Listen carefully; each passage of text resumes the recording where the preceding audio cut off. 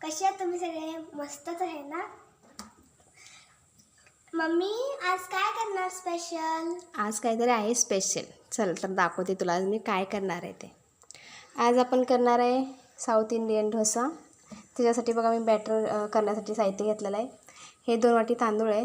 ह्या वाटीनंच मी मापून 2 वाटी तांदूळ घेतले आणि हे आहे 1 वाटी उडदाची डाळ, 1 वाटी हरभऱ्याची डाळ आणि मेथी, जे आपलं बॅटर सेट होण्यासाठी मदत करेल.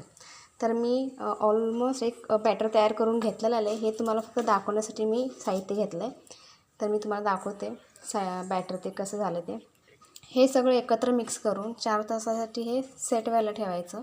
4 तासानंतर ते मिक्सरमधून बारीक करून घ्यायचं आहे. पेस्ट त्याची बारीक करायची आहे. त्याच्यानंतर मग रात्रभर त्याला भिजत ठेवायचं.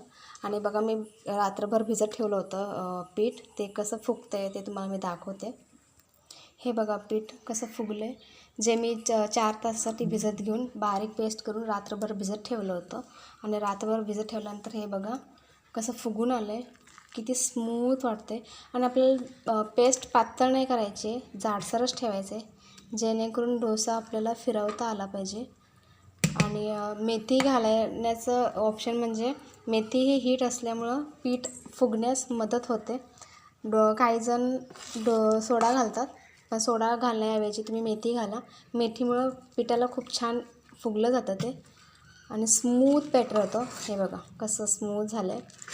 तर मी तुम्हाला एक डोसा काढून दाखवते कसं करायचं ते.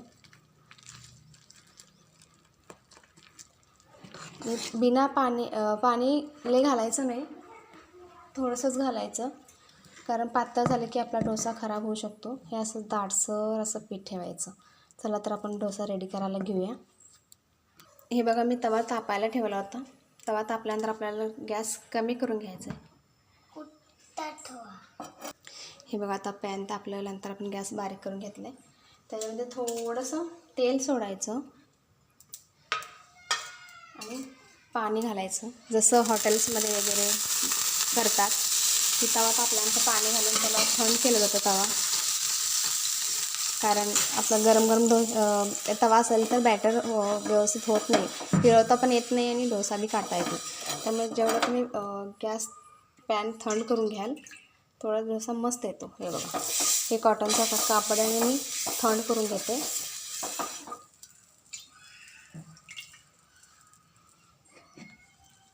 आता आपण बॅटर घालून हलकं हाताने फिरून घेऊया गोल.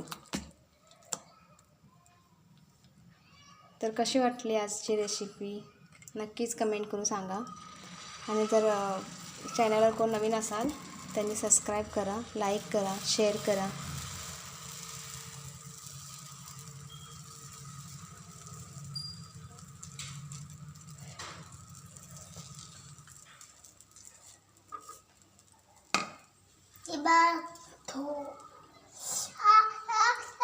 एक 2 मिनटं त्याला हलकंसं असं पण भाजून घ्यायचं आहे.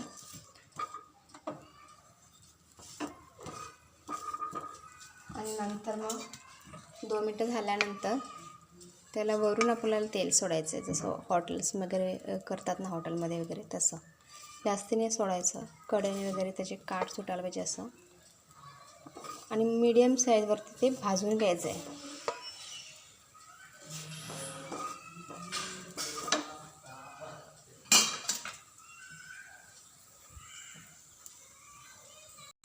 हे बघा कसं साईडनं लाल होत यायला लागलं.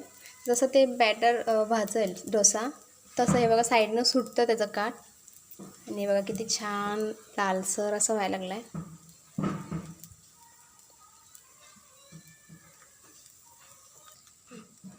तर आपला बघा डोसा रेडी झालेला आहे.